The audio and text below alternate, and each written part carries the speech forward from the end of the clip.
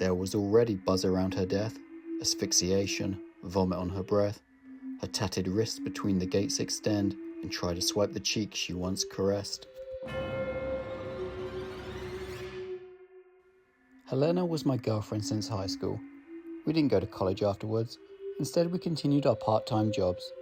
She was the store's cashier. I pushed the carts. There was a time when nymphs and satyrs plagued the earth.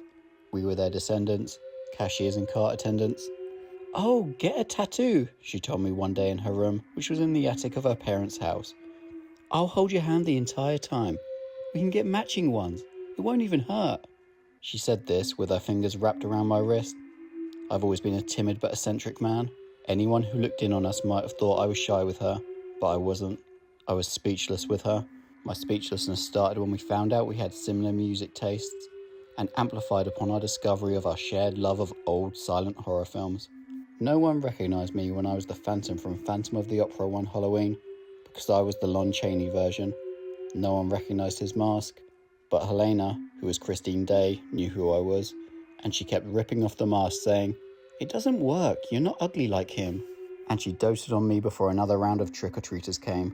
She made the many "what are you supposed to be" remarks I got bearable that Halloween. They never questioned who she was, because to them she was just a girl in a white dress, perfectly acceptable for Halloween. She curled her hair into ringlets that night. The film's unmasking scene replayed that night. She made me shamble down the stairs in grief to replicate the Mask of Red Death scene. Helena had depression that she hid. She even kept me unaware of it. She swiped and scanned too many artifacts, too many days inside the retail store, too many days perpetually bored. I wasn't there the night she drank the rum and puked the contents of her stomach up alone inside the attic unbeknownst. Whenever a young person dies, it's on the news, but the news becomes the broadcast of grim fairy tales when you knew the young who died. They buried her in the dress she wore that Halloween, so I felt underdressed at the funeral because I wasn't wearing my phantom mask. At least I would have had something to hide my tears in then. I can't forget the way her parents cried when the coffin was lowered in Pine Grove Cemetery. Her bottle had almost become as shiny and transparent as that bottle of Bacardi they found the night she puked herself to death. It was evident, and the attic scene was on all our minds as the coffin lowered down. She had attempted self-medication. I swear I'll never touch a drop of rum as long as I live. We never went to the tattoo artist shop together. My skin has no indigo tapestry to remember her by, just the kisses fading out of my lips. They were surprised to see me come to work the following day. I was deadpan as if she had never even existed. In reality, I was in the earthquake of emotional trauma happening in real time, and it made me so still.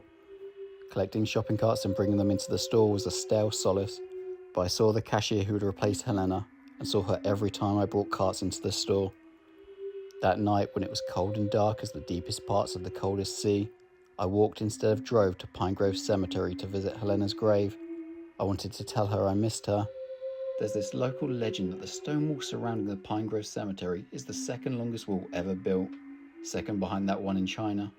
This wall is caked with so much moss that you might believe it's true. Big rocks and cobblestones make up the 8-foot wall, and it didn't feel so long that night I walked towards Pine Grove. The occasional car sped by, sending headlights on and past me, cutting the air in its wake and returning me to the chill of night. I could smell the damp musk of the moss as I walking towards the cemetery gates. It's a cold and swampy smell, similar not to the smell of a coming rainstorm, but of the rainstorms that have passed. There was the dog park on the other side of the street, vacant of course in the night. Not even a coyote from Linwood was in it. There were no crickets either, for it was too chilly for them. Instead of bats or owls, only cars passed me by that night, grim reminders of man. How beat my heart en route to where she lay, the air awaiting Jacob Marley's chains, the anxious cemetery trembling. There came an irregular struggle ahead, a rattling at the point where the gap came into the wall, where the cemetery's gates were. I should have known they'd be chained and barred, but I continued my approach anyway. Something disturbed the cemetery gate. I heard it in its steel turmoil shake, and knowing that each black bar of the gate was pointed made the sound all the more ominous. The closer that I got to the shaking cemetery gates, the more distinct the drugstore smell became. Formaldehyde, Helena's new perfume. It smelled like antifreeze, strawberry cough syrup. I stopped in front of the gate when I saw what was shaking it, what was crashing against its solitary stile. Helena's body was beating against the black gate, shambling back and forth and walking into it as if that was all the mechanics of her body were designed to do. My eyes expanded. I nearly stepped back out into the middle of the road. car passed and brought with it a passing light that flew along the cemetery wall, over towards the gate and over the face behind it. Her new appearance looked ancient, not new. Her eyes weren't ringed with bags of sleep, but ringed by brown signs of decay, the skin around her eyes banana bruised. Her teeth were white, but purple were her lips, deprived of what she used to breathe with me. Her eyes were now as pale as crystal balls, the crystal balls in which no future sees. Her dress was white except for a few grass stains. Her hair still had the product the embalmers put in it when she was buried, so her brunette hair went shining as the car headlight dragged itself away, and went back to inanimate brown as all mud is without the moonlight. "Helena," I murmured. "I miss you." Her arms came jetting out between the bars. I flinched, repelling from her reaching nails. How fruitlessly she forced her face between the bars. I watched her body crash against the gate. I must have watched for hours in dismay. She didn't love me like she loved me yesterday. Or did she? If I put my face up to the cemetery gate, the rattling cemetery gate from where a pair of feminine arms dug and clawed the air, no, I wouldn't.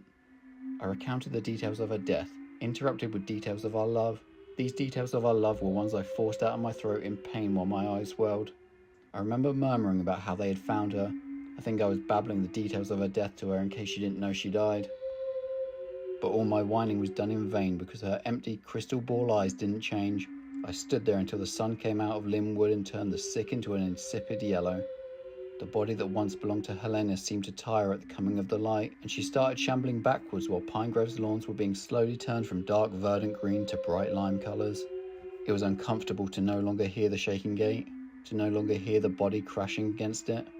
So there I watched her recede, back to what lot she had been interred. I remained at the now inert cemetery gate as the drums of my heart settled down before I walked home.